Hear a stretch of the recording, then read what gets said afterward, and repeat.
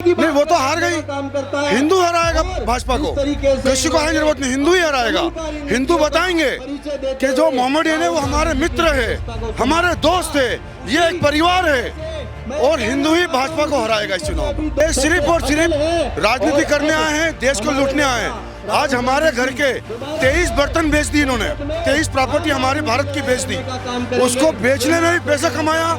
देखिए, जिस प्रकार भारतीय जनता पार्टी की दमनकारी सरकार पिछले कईयों वर्षों से पूरे भारत देश को लूटने का कार्य कर रही है, हमारी महिलाओं के साथ जो अत्याचार हो रहे हैं, आज उसके खिलाफ युवक कांग्रेस का एक एक शादी पूर्ण ताकत से संसद का घेराव करने के लिए यहाँ उपस्थित हुआ है। और भारत का युवा बता देना चाहता है कि हमारे भारत का युवा कहीं कमजोर नहीं है। हम मोदी सरकार की ईंट से ईंट बजाने के लिए तैयार हैं। बेटी पढ़ाओ का नारा देने वाली सरकार मणिपुर में, हमारे देश में, हमारे मध्य प्रदेश में जब महिलाओं पे अत्याचार होते हैं, हमारे महिलाओं के साथ बलात्कार किया जाता है, उसमें भारतीय जनता पार्टी के नेता शामिल होते हैं, उन पर कोई कार्रवाई नहीं की जाती। तो ये उनका झूठा चाल चरित्र भारतीय जनता पार्टी का आपको सामने दिखाई देता है।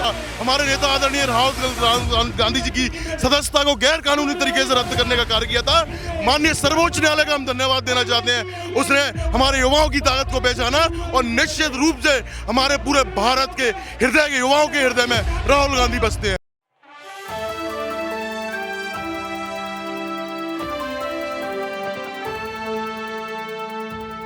संवाद और विवादों के बीच फंसी राजनीति चुनाव के पहले ही चीखने और चिल्लाने लगती है, लेकिन इस बीच जो देश का माहौल बना है वो हिंसात्मक हो गया है। जी हाँ दर्शकों, आप सही सुन रहे हैं। भारत देश में लगातार हिंसाएं बढ़ती जा रही हैं, चाहे वो मणिपुर की हिंसा हो, चाहे हरियाणा की हिंसा हो, राजस्थान या फिर अन्य राज्यों की। दर्शकों, यहाँ पर सबसे बड़ी बात यह है कि विपक्ष मजबूत नजर आ रहा है। पूरे विपक्ष ने ठान लिया है कि चुनाव के पहले भाजपा पार्टी को आईना दिखाना पड़ेगा कि आपने 9 सालों में जो किया उसकी तस्वीर जग जाहिर है। यानी कि आपने भारत को हिंसक बना दिया, आपने भारत में बेटियों की बात तो की, लेकिन बेटियों के साथ जो हो रहा है वो भी आपने देखा। तो यहाँ पर जो अलायंस हुआ है वो लगातार इसमें कोशिश में लगा है कि चुनाव के पहले पूरी जनता को एक संदेश दे दिया जाए कि अगर आपको सही राजनीति चाहिए, शुद्ध राजनीति चाहिए, तो भाजपा को छोड़ना पड़ेगा। ये तस्वीर आप देख सकते हैं कि इस तस्वीर में साफ तौर पर नजर आ रहा है कि यहाँ पर देश में फैली नफरत की आग के खिलाफ लड़ाई और धरना प्रदर्शन जारी है। इसके साथ साथ मणिपुर में जो जारी हिंसा के खिलाफ है उसके लिए प्रदर्शन जारी है। आम आदमी की कमर तोड़ती महंगाई के खिलाफ जो है यहाँ पर प्रोटेस्ट किया जा रहा है। ऐतिहासिक बेरोजगारी के खिलाफ यहाँ पर प्रोटेस्ट किया जा रहा है। ये तमाम मुद्दे हैं और ये देख सकते हैं कड़ी धूप है। धूप होने के बावजूद भी कांग्रेस पार्टी के समर्थकों में जो है जोरदार उत्साह देखने को मिल रहा है। सत्यमेव जयते की बात की जा रही है। अब जानने का प्रयास ये करेंगे कि आखिर मुद्दा क्या है, क्या चाहते हैं। क्या नाम है आपका? मेरा मुकेश। मुकेश जी, आप इतनी धूप में बैठे हैं, सबसे बड़ा सवाल मेरा आपसे ये है कि आपकी मांगे क्या है, क्या सरकार से आप मांगे कर रहे हैं? सबसे पहली बात तो मैं धूप में नहीं बैठा हूँ, क्योंकि आज की जो नफरत फैली हुई है उस नफरत को मैं मोहब्बत में बदलना चाहता हूँ, तो मेरे को धूप लगती नहीं है। सबसे पहले मेरा आपसे जो उत्तर है वो ये है। दूसरी बात है, जिसको भारत माँ से प्रेम है वो व्यक्ति जीवन भर देश की सेवा में समर्पित होगा, जो मैं समर्पित हो चुका हूँ, समर्पित हो चुका हूँ। कैसे आप भाजपा को चुनौती देंगे, क्योंकि भारतीय जनता पार्टी अभी भी आपकी जीत को स्वीकार नहीं कर रही? नहीं, वो तो हार गई। हिंदू हराएगा भाजपा को, किसी को हारने की जरूरत नहीं, हिंदू ही हराएगा। हिंदू बताएंगे कि जो मोहम्मदीन है वो हमारे मित्र है, हमारे दोस्त है, ये एक परिवार है और हिंदू ही भाजपा को हराएगा इस चुनाव में। मणिपुर की हिंसा के खिलाफ आप कैसे लड़ेंगे, क्योंकि हिंसा होने के बावजूद भी भाजपा ने अभी चुप्पी नहीं तोड़ी है? नहीं, ये इनकी स्ट्रेटजी है भाजपा की, ये कभी भी कुछ बोलते ही नहीं है। ये सिर्फ और सिर्फ राजनीति करने आए हैं, देश को लूटने आए हैं। आज हमारे घर के 23 बर्तन बेच दी इन्होंने, 23 प्रॉपर्टी हमारे भारत की बेच दी, उसको बेचने में भी पैसा कमाया, उसको दूसरी जगह डेवलप करने में भी इन्होंने पैसा कमाया। इन्होंने राजनीति के नाम से भ्रष्टाचार किया है और महंगाई अनाप शनाप 250 रुपए किलो टमाटर है। आज की तारीख में बहुत हालत खराब है साहब, बहुत खराब है।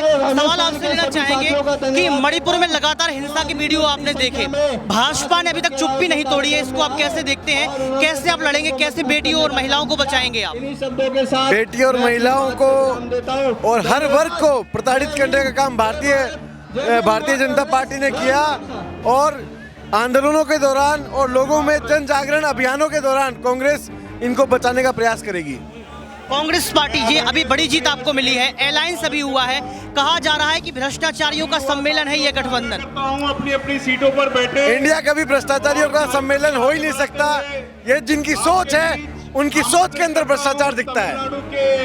प्रदेश अध्यक्ष भाजपा पार्टी को हरा पाएंगे इस बार आप? लेनिन प्रसाद 100%। यहाँ पर 4 मुद्दे आपने लिखे हैं। महंगाई लगातार बढ़ती जा रही है, महंगाई के खिलाफ जो है धरना प्रदर्शन भी यहाँ पर किया जा रहा है, कैसे चुनौती देंगे? धरना प्रदर्शन को आगे जाने नहीं दिया जा रहा है। आम व्यक्ति की आवाज को दबाने और कुचलने का काम किया जा रहा है, लेकिन इनको वोट की चोट से जनता जवाब देगी। वोट की चोट से जनता जवाब देगी। यहाँ पर और लोगों से बात करने का प्रयास करेंगे कि आखिर क्या सोचते हैं, कैसे जो है यहाँ पर लगातार बात करते नजर आते हैं। मेरा सवाल आपसे ये रहेगा कि ये जो प्रोटेस्ट किया जा रहा है, इसका कुछ हल निकलेगा?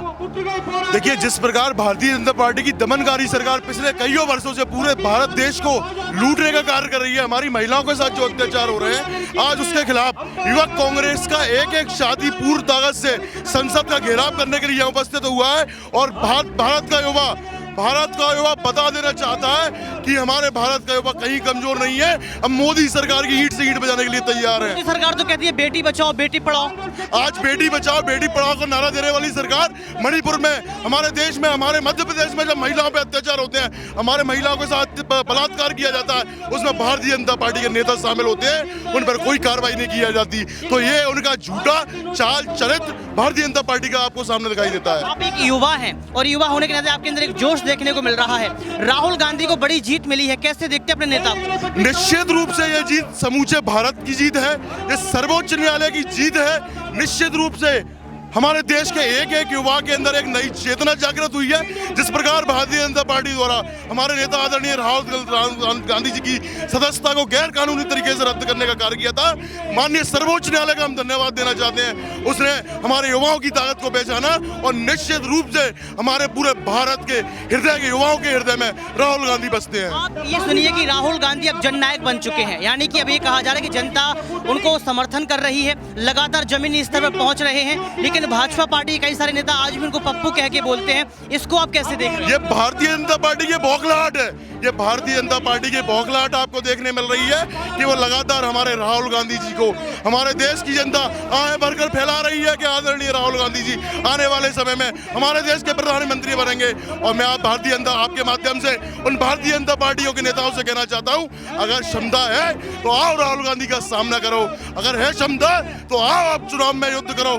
मैं आपसे निवेदन करना चाहता हूं, आप अपने चैनल के माध्यम से समूचे भारत में यह आवाज पहुंचाएं, हमारे देश के एक एक युवा के हृदय में आदरणीय राहुल गांधी जी बसते हैं। अंतिम सवाल मेरा आपसे ये रहेगा कि लगातार देखिए आपका ये जो पोस्टर लगा है, यहाँ पर महंगाई के मुद्दे की भी बात की गई है, लेकिन स्मृति ईरानी को महंगाई नजर नहीं आ रही है, निर्मला सीतारमण को महंगाई नजर नहीं आ रही है। मैं आपसे निवेदन करना चाहता हूं, ये कहते हुए मेरे अंदर कोई शर्म नहीं है। जिस प्रकार स्मृति ईरानी, इन लोगों को शर्म आनी चाहिए। कांग्रेस के शासनकाल में जब 450 रुपए में सिलेंडर मिलता था, तब ये सर्वे सिलेंडर लेकर संसद का घेराव करती थी। और आज आप देखिए वही गैस सिलेंडर मध्य प्रदेश में 1200 रुपए का मिल रहा है। आप डीजल पेट्रोल के दाम देखिए। आज महंगाई ने एक गरीब जनता की कमर को तोड़ने का कार्य किया है, और वही मोदी सरकार केवल अंबानी और अडानी को बढ़ाने का कार्य कर रही है। मैं आज निवेदन करना चाहता हूँ, कहती है कि लगातार आय बढ़ रही है। हाँ, मैं कह रहा हूँ स्मृति ईरानी कहती है आय बढ़ रही है, परंतु आय अमित शाह की बढ़ रही है, आय नरेंद्र मोदी की बढ़ रही है, आय भारतीय जनता पार्टी के नेताओं की बढ़ रही है। आय अगर किसी की मारी गई है तो गरीब की, मजदूर की, किसान की, दलित भाइयों की मारी गई है। कह रहे हैं कि गरीबी और अमीरी की खाई को खत्म कर दिया है। निश्चित रूप से वह जो कथन कहते हैं भारतीय जनता पार्टी करनी और कथनी में जो अंतर है, वह निश्चित रूप को आपको देखने में मिलता है। मैं निवेदन करना चाहता हूं, आज भारतीय जनता पार्टी के नेताओं को शर्म आने चाहिए कि वो बेटी पढ़ाओ बेटी बचाओ की बात करने के बाद महिलाओं के साथ बलात्कार कराते हैं। यहाँ पर है कि स्मृति ईरानी डायरेक्टली राहुल गांधी को चुनौती दे रही हैं, कह रही इस बार स्मृति ईरानी वर्सेस राहुल गांधी का चुनाव होगा। यहाँ पर नरेंद्र मोदी वर्सेस राहुल गांधी का चुनाव नहीं है। वायनाड से स्मृति ईरानी क्या जीत पाएंगी? मैं आपसे निवेदन करना चाहता हूँ, बात स्मृति ईरानी की है तो भारतीय जनता पार्टी के किसी भी नेता में क्षमता नहीं है जो हमारे लाडले नेता आदरणीय राहुल गांधी जी से मुकाबला कर सके। मुकाबला करना है तो सच के मैदान में करो। ये झूठ की राजनीति, गंदगी की राजनीति करना भारतीय जनता पार्टी का काम है। युवाओं के एक एक दिल में राहुल गांधी बसते हैं, किसी की क्षमता नहीं कि आदरणीय राहुल गांधी का मुकाबला कर सके। आप देखा कि यहाँ पर किस तरीके से यहाँ पर स्मृति ईरानी को चुनौती दी गई है, महंगाई के खिलाफ, मणिपुर हिंसा के खिलाफ जो है यहाँ पर बात की गई है। अब देखना ये पड़ेगा किस तरीके से कांग्रेस पार्टी के तमाम नेता जो है भाजपा पार्टी को चुनौती दे पाएंगे और जमीनी स्तर के जो है जो काम है उन पर भाजपा को जो है हरा पाएंगे और भाजपा से जो है जमीनी स्तर के काम करा पाएंगे। आज के लिए सिर्फ इतना ही।